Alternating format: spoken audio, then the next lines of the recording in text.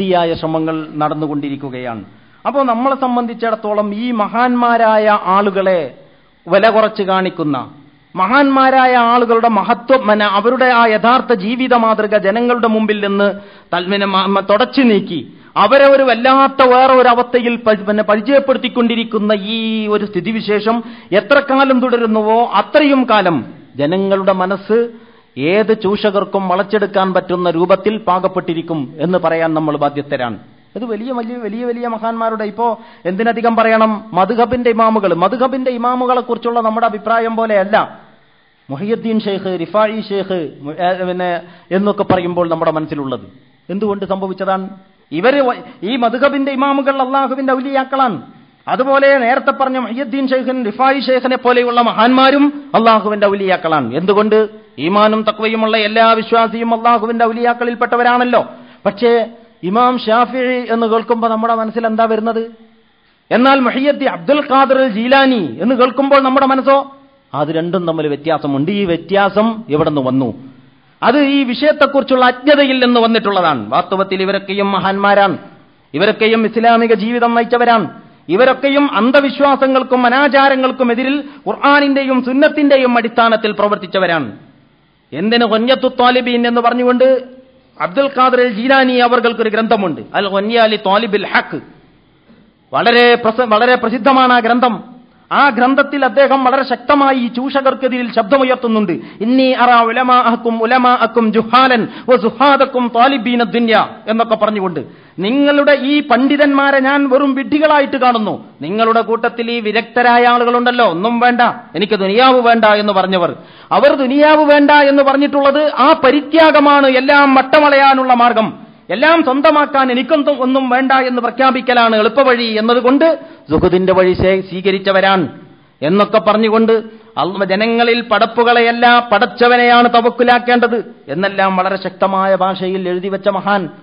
എന്നിട്ട് ആ മഹാനെ പറ്റി അദ്ദേഹത്തിന്റെ പേരിൽ ഇത്ര കാലമായി പല തരത്തിലുള്ള കഥകളും പാടിയും പറഞ്ഞും, കുറെ മുമ്പത് ഉണ്ടായിരുന്നത് ഇപ്പോൾ ഈ അടുത്ത കാലത്ത് കുറേയും കൂടി ഇത്തരം സംഗതികളൊക്കെ പുനരുജ്ജീവിപ്പിക്കാൻ, എന്നിട്ട് തെക്കൻ കേരളത്തിൽ കഴിഞ്ഞ ജീലാനി ദിനാചരണത്തിന്റെ ആ ഒരു ഏതോ അതിനോടടുത്തൊരു സന്ദർഭത്തിൽ നാട്ടിൽ വന്നപ്പോൾ തെക്കൻ കേരളത്തിൽ ബസ്സിൽ യാത്ര ചെയ്യാൻ അവസരം കിട്ടിയപ്പോൾ പല പള്ളികളിൽ നിന്നും 7 ദിവസം 6 ദിവസം 5 ദിവസം ഒക്കെ ഈ മാല കാസറ്റാക്കിയിട്ട് ജനങ്ങളെ കേൾപ്പിച്ചുകൊണ്ടിരിക്കുകയാണ്. പള്ളികളിൽ നിന്നിത് പരസ്യമായി ലൗഡ് സ്പീക്കറിലൂടെ ആളുകളെ കേൾപ്പിക്കുന്നിടത്തേക്ക് എത്തുന്നു.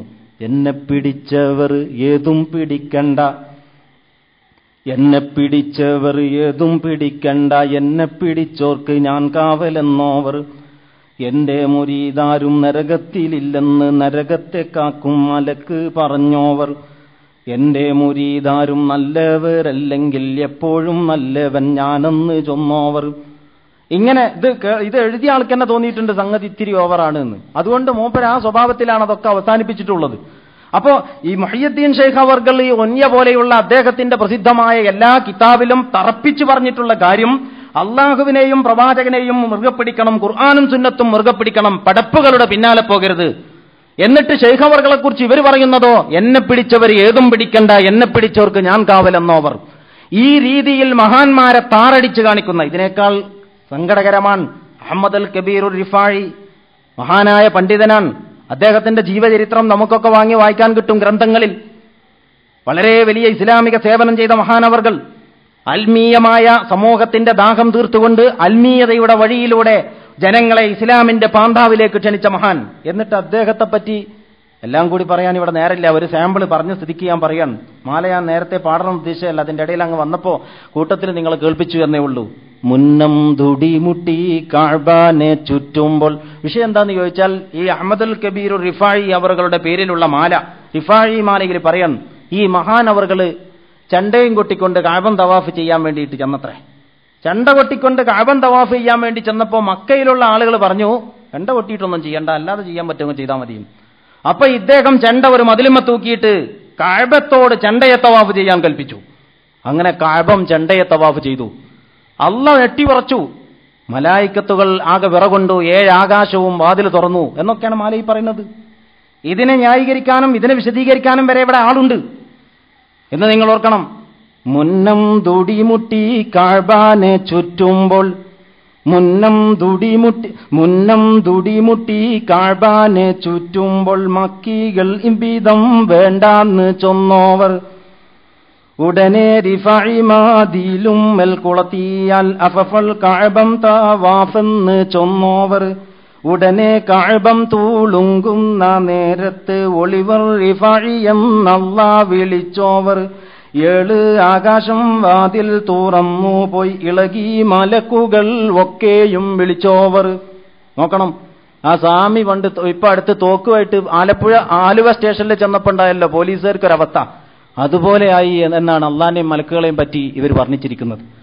ഇത് മഹാന്മാരെ ബഹുമാനിക്കലാണോ അതോ അനാദരിക്കലോ എന്ന് പറഞ്ഞാൽ ചണ്ട മുട്ടിയിട്ട് തവാഫ് ചെയ്യാൻ ചെന്നപ്പോ ഇவ்விதം വേണ്ട എന്ന് മക്കക്കാര് പറഞ്ഞപ്പോ ചണ്ട മതിൽ തൂക്കിയിട്ട് മതിലിന് ചണ്ടയോട് കഅബയോട് ചണ്ടയെ തവാഫ് ചെയ്യാൻ, അങ്ങനെ ചണ്ട അല്ല മതില്.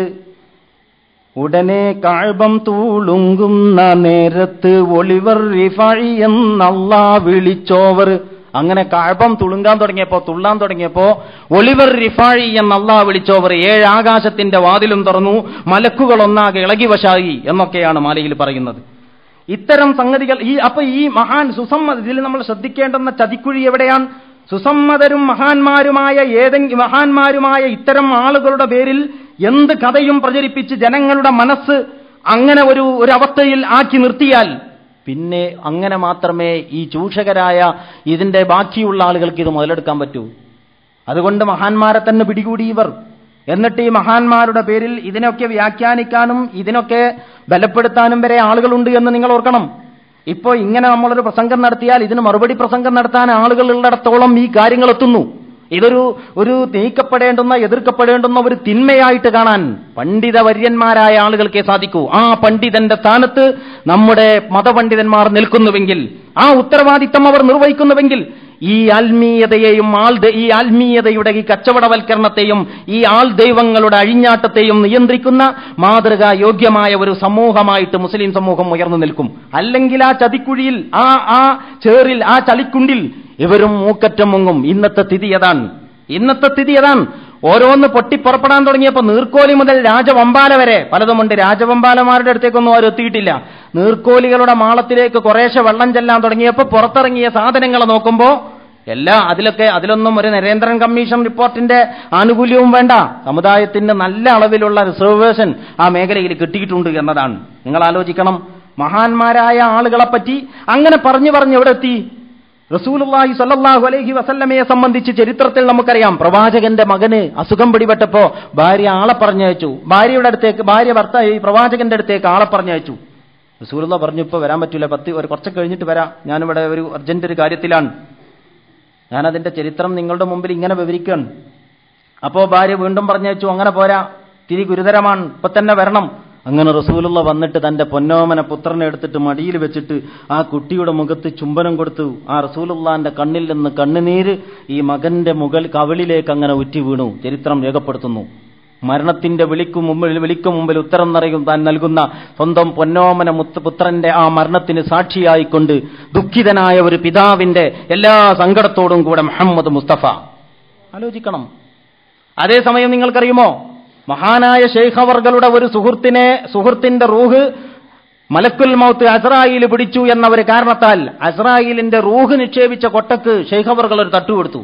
കൊട്ട വീണു, നിലത്ത് മറിഞ്ഞിട്ട് റൂഹുകളൊക്കെ പുറത്തിറങ്ങി അതാത് ജഡത്തിൽ തന്നെ തിരിച്ചു കയറി. അന്ന് എടുത്ത പണിയൊക്കെ വെറുതായല്ലോ എന്ന സങ്കടത്തോടുകൂടി സങ്കടപ്പെട്ട് പിരിഞ്ഞു പോകുന്ന അസ്രായീൽ ഈ പോക്കെവിടേക്കാണ്? ഈ പ്രചാരണങ്ങൾ, ഈ ഒരു അന്തരീക്ഷം നിലനിർത്തുന്നത് എന്തിനാണ്? ഇതിനെപ്പറ്റിയാണ് നേരത്തെ ഞാൻ പറഞ്ഞത്. ഓരോരുത്തരും സംഘടനാ കക്ഷിത്വങ്ങൾക്ക് അതീതമായി ഗൗരവത്തോടെ ഈ വിഷയത്തെക്കുറിച്ച് ചിന്തിക്കാൻ സമയം കണ്ടെത്തണം. അത്ഭുത സിദ്ധികളെ സംബന്ധിച്ചും അതുപോലെ തന്നെ അത്ഭുത കർമ്മങ്ങളെ സംബന്ധിച്ചും സിദ്ധന്മാരെന്നൊക്കെ പറഞ്ഞിട്ട് പ്രചരിപ്പിക്കുന്നുണ്ടല്ലോ. വ്യാജ സിദ്ധൻ എന്ന പ്രയോഗത്തിന് ഒരു പ്രസക്തിയുമില്ല. കാരണം ഒരു സിദ്ധിയും ആർക്കും നൽകാത്ത സ്ഥിതിക്ക് ഔദ്യോഗികമായ ഒന്നുണ്ടെങ്കിലല്ലേ വ്യാജം എന്ന് പറയുന്നതിന് അർത്ഥമുള്ളൂ. ഈ സിദ്ധി അവകാശപ്പെടുന്നത് ആരൊക്കെയാണോ അതൊക്കെയും വ്യാജമാണ്. പ്രവാചകന്മാരോ അള്ളാഹുവിന്റെ ഔലിയാക്കന്മാരെന്ന് ശരിക്കും അള്ളാഹു വിശേഷിപ്പിച്ചിട്ടുള്ള സത്യവിശ്വാസികളോ സ്വന്തം നിലക്കൊരു സിദ്ധിയും അവകാശപ്പെട്ടവരല്ല. അവരതിലൂടെ ഒരു വരുമാന മാർഗവും കണ്ടെത്തിയിട്ടില്ല. അവരതിലൂടെ പാമര ജനങ്ങളെ ചൂഷണം ചെയ്യുന്നതിന് വേണ്ടി ശ്രമിച്ചിട്ടുമില്ല. അപ്പോ ഇവിടെ പല രീതിയിലുള്ള പ്രചാരണങ്ങളും കാണാം. ഇന്നിപ്പോ അഭ്യസ്തവിദ്യരായ ആളുകളൊക്കെ ഇതിൽ പെട്ടുപോകുന്നു. ഇപ്പോ ഈ മൊബൈൽ ഫോണുകൾ വ്യാപകമായപ്പോൾ മൊബൈൽ ഫോണിൽ SMS ആയിട്ട് നമ്മുടെ ഗ്രഹനില, ഈ ഫോൺ കൊണ്ടുവന്നാൽ തന്നെ ഇവന്റെ ഗ്രഹനില തെറ്റും. അതിന്റെ പുറമെ ഈ SMS കൂടി ആകുമ്പോൾ ഏകദേശം ആ ആളുകളുടെ സ്ഥിതി എന്താകും എന്ന് പ്രത്യേകം പറയേണ്ടതില്ല. അപ്പോ അന്ധവിശ്വാസങ്ങളും അനാചാരങ്ങളും ഒക്കെ അത്യന്താധുനികവൽക്കരിക്കപ്പെടുന്നു എന്നതല്ലാതെ അതൊന്നും നിർമ്മാർജ്ജനം ചെയ്യപ്പെടുന്നില്ല. അത്ഭുത സിദ്ധിയുള്ള മോതിരങ്ങൾ അല്ലെങ്കിൽ അത്ഭുത സിദ്ധിയുള്ള ഏലസുകൾ പലയിടത്തും പ്രസംഗത്തിൽ ഞാൻ അതിനെപ്പറ്റി പറഞ്ഞിട്ടുണ്ട്. നിങ്ങൾ കണ്ടിരിക്കും, ബസ് സ്റ്റാൻഡിന്റെ സൈഡിൽ നല്ല ഏപ്രിൽ മെയ് ചൂട് കാലത്ത് റോഡരികിൽ രാവിലെ ഒരു 10 മണിയായപ്പോഴേക്ക് ഇയാൾ വന്നിരിക്കുന്നു. ഒന്നുകിൽ പിച്ചളയുടെയോ അല്ലെങ്കിൽ ചെമ്പിന്റെയോ സ്റ്റീലിന്റെയോ ഒക്കെ നല്ല വെട്ടിത്തിളങ്ങുന്ന ഒരു തളികയിൽ കുറെ മോതിരങ്ങൾ അല്ലെങ്കിൽ ഏലസ്. എന്നിട്ട് ഇതിന്റെ മാഹാത്മ്യം, ഒരുവിധ എല്ലാ പ്രശ്നങ്ങൾക്കും ഇത് തന്നെ മതി, സർവ്വരോഗ സംഹാരിയാണ്. ഇത് വെറും സ്കെഡ് മാത്രമല്ല, പാട്രിയോട്ട് കൂടിയാണ്. അങ്ങോട്ട് ആക്രമിക്കാനും ഇങ്ങോട്ട് വരുന്ന ആക്രമണം തടയാനും കഴിയും. അതുകൊണ്ട് ഇതിന് ശത്രുദോഷ നിവാരണത്തിന്റെ ഗുണമുണ്ട്. ആഗ്രഹ സഫലീകരണത്തിനും ഉദ്ദിഷ്ടകാര്യ ലാഭത്തിനുമൊക്കെ ഇത് പറ്റും. എല്ലാത്തിനും പറ്റുന്ന സിദ്ധൌഷധമായ ഈ പഞ്ചലോഹ മോതിരം, ഇതിന്റെ മാഹാത്മ്യം രാവിലെ മുതൽ വൈകുന്നേരം വരെ ഇയാളിരുന്ന് പറഞ്ഞാൽ വിഷമമാണ്. അതുകൊണ്ട് ലേശം എക്കോ ചേർത്തിട്ട് ഓഡിയോ കാസറ്റ് തന്നെ പിടിച്ചു വെച്ചിരിക്കുകയാണ്. എന്നിട്ട് ടേപ്പ് റെക്കോർഡറിൽ ഇതിങ്ങനെ ആവർത്തിച്ചുകൊണ്ടിരിക്കുന്നു, തിരിച്ചും മറിച്ചും. ശബ്ദിച്ചു കേൾക്കണം, പഞ്ചലോഹ മോതിരങ്ങളുടെ മാഹാത്മ്യമാണ് പറയാൻ പോകുന്നത്. അങ്ങനെ അദ്ദേഹം ഈ റോഡരികിലിരിക്കുന്നു, വളരെ വിയർത്ത് ശരീരത്തിലൂടെ അങ്ങനെ ഒലിച്ചുകൊണ്ടിരിക്കുന്നു വിയർപ്പ്. ഓരോ ബസ്സും പോയി കഴിഞ്ഞാൽ, നമ്മുടെ ഈ പ്രൈവറ്റ് ബസ്സുകളെ കുറിച്ചാണ് ഞാൻ പറയുന്നത്, 2-3 മിനിറ്റ് കഴിയുമ്പോഴേ ആളെ പിന്നെ കാണൂ, അമ്മാതിരി പുകയാണ്. അത് കഴിഞ്ഞിട്ട് നോക്കുമ്പോഴും അദ്ദേഹം അവിടെ തന്നെയുണ്ട്. പഞ്ചലോഹ മോതിരങ്ങളുടെ മാഹാത്മ്യം, അത്ഭുത സിദ്ധിയുള്ള ഏലസുകൾ, അതൊക്കെയാണ് വിഷയം. അപ്പൊ നിങ്ങൾ ആലോചിക്കണം, 10-15 മോതിരങ്ങൾ ഈ പ്ലേറ്റിലുണ്ട്, എല്ലാം ഇയാളുടെ കീഴിൽ. വീട്ടിൽ നിന്ന് അയാൾ അതുമായിട്ടാണ് വന്നത്. വിറ്റുപോയില്ലെങ്കിൽ തിരിച്ചു വീട്ടിലേക്ക് കൊണ്ടുപോകാനും പോകുന്നു എന്ന് പറഞ്ഞാൽ അയാളുടേതാണ് ആ മോതിരം. ഈ പറയുന്ന ഒരു അത്ഭുതവും ഇദ്ദേഹത്തിന്റെ ജീവിതത്തിൽ ഉണ്ടാകുന്നില്ല. ആ മോതിരം നമ്മൾ വില കൊടുത്ത് വാങ്ങി നമ്മുടെ കാശ് അയാളുടെ കീശയിലെത്തുമ്പോൾ അയാളുടെ നില മെച്ചപ്പെടുകയും നമ്മളുടെ സ്ഥിതി മോശമാവുകയും ചെയ്യുന്നു. അപ്പൊ ഈ പഞ്ചലോഹ മോതിരത്തിന് ഇത്രയും വലിയ അത്ഭുതമുണ്ടെങ്കിൽ, ഇത്രയും വലിയ അത്ഭുത ശേഷിയുണ്ടെങ്കിൽ പിന്നെ അത് വിറ്റഴിക്കപ്പെടുമോ? അത് ചിന്തിക്കാൻ ഒരു പക്ഷേ അഭ്യസ്തവിദ്യനായ നമ്മുടെ ഇന്നത്തെ ആധുനിക സാക്ഷരന് സാധ്യമാകുന്നില്ല.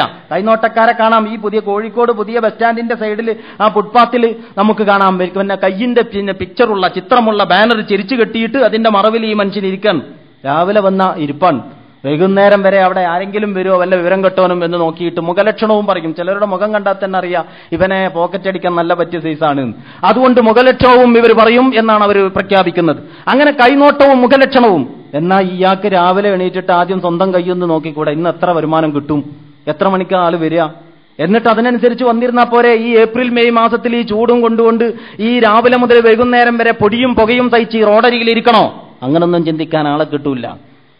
അവിടെയാണ് ഇതിന്റെ ലക്ഷ്യം, അങ്ങനെ അവിടെയാണ് ഇതിന്റെ മെച്ചം, അവിടെയാണ് എല്ലാ അത്ഭുതങ്ങളും വിറ്റഴിക്കപ്പെടുന്നത്. വിഡ്ഢികളുടെ അങ്ങാടിയിൽ ബുദ്ധി കൊണ്ട് കച്ചവടം നടത്തുന്ന പണ്ഡിതന്മാർ എന്ന് പറഞ്ഞല്ലോ പണ്ട്, അതുപോലെ തന്നെ ഇപ്പോൾ ഈ ബിസിനസ് തകഴ്ച്ചു വളർന്നുകൊണ്ടിരിക്കുകയാണ്. അതുകൊണ്ട് ഒരുപാട് എല്ലാ വിഭാഗങ്ങളും വിപണി തേടിക്കൊണ്ടിരിക്കുന്നു. അതിന് പുതിയ ദിക്റുകളുണ്ട്, പുതിയ സലാത്തുകളുണ്ട്. അങ്ങനെ സലാത്ത് വാർഷികങ്ങൾ, ദുആ സമ്മേളനങ്ങൾ, അഖണ്ഡനാമ യജ്ഞങ്ങൾ, സുവിശേഷ പ്രഭാഷണങ്ങൾ, രോഗശാന്തി ശുശ്രൂഷകൾ. ഇപ്പൊ ഈ അടുത്ത് തെക്കൻ കേരളത്തിൽ ഒരിടത്ത് യാത്ര ചെയ്യുമ്പോൾ റോഡരികിൽ ഞാൻ കണ്ടു കമാലിയ സലാത്ത്. ഇത്രയും കാലം പഠിച്ചിട്ടും അങ്ങനെ ഒരു സലാത്ത് ഞാൻ കണ്ടിട്ടില്ല. പക്ഷേ അപ്പൊ പുതിയ പുതിയ സലാത്ത്, അങ്ങനെ പുതിയ ദിക്റുകൾ, പുതിയ മന്ത്രങ്ങൾ, പുതിയ തന്ത്രങ്ങൾ, ഇതൊരു വലിയ ഒരു മേഖലയായി മാറിയിരിക്കുകയാണ്. സത്യവിശ്വാസികളെ വളരെ ശക്തമായി ബോധവൽക്കരിച്ചുകൊണ്ട് ഈ സമൂഹത്തെ സന്മാർഗത്തിലേക്ക് നയിക്കാൻ ചുമതലപ്പെടുത്തപ്പെട്ടവരെന്ന നിലക്ക് നമ്മെ സംബന്ധിച്ചിടത്തോളം ഇതിനെപ്പറ്റി മൗനം പാലിക്കുക സാധ്യമല്ല. അതുപോലെ തന്നെയാണ് ജിന്ന് സേവ. അതിനെപ്പറ്റിയും ഏതാനും വാചകങ്ങൾ പറയാൻ ഈ അവസരം ഞാൻ ഉപയോഗപ്പെടുത്തുകയാണ്. ജിന്ന് കൂടിയ ബീവിയുടെ അടുത്ത് പോയിട്ടുണ്ടെങ്കിൽ എല്ലാ രഹസ്യവും അവിടെ നിന്ന് മണിയായിട്ട് കിട്ടുമെന്നാണ്. മഷിനോട്ടം എന്ന് പറഞ്ഞിട്ട് വേറൊരു പരിപാടിയുണ്ട്. ഇതൊക്കെ ഇത്രയും ആധികാരികമായ ഒരു സംഗതിയാണെങ്കിൽ ഒരുപാട് കുറ്റങ്ങളും കേസുകളും ഉണ്ടല്ലോ ഇവിടെ തുമ്പില്ലാതെ കിടക്കുന്നത്. അതിനൊന്നിനും ഇത് പറ്റൂല. ഇവരുടെ പ്രശ്നം പരിഹരിക്കാനും ഇത് പറ്റൂല. ഇവരെ വീട്ടിൽ എന്തെങ്കിലും സ്ഫോടനം നടന്നാൽ പോലീസിനെയാണ് ഇവർ കാശ് കൊടുത്തിട്ട് പിടിക്കുന്നത്. അതുകൊണ്ടാണ് എല്ലാ അത്ഭുതത്തിനും എല്ലാ രോഗത്തിനും ചികിത്സയുള്ള അമൃതാനന്ദമായി ഏറ്റവും വലിയ ഹോസ്പിറ്റൽ നടത്തുന്നത് എന്തിന് എന്നൊരു ചോദ്യം വരുന്നത്.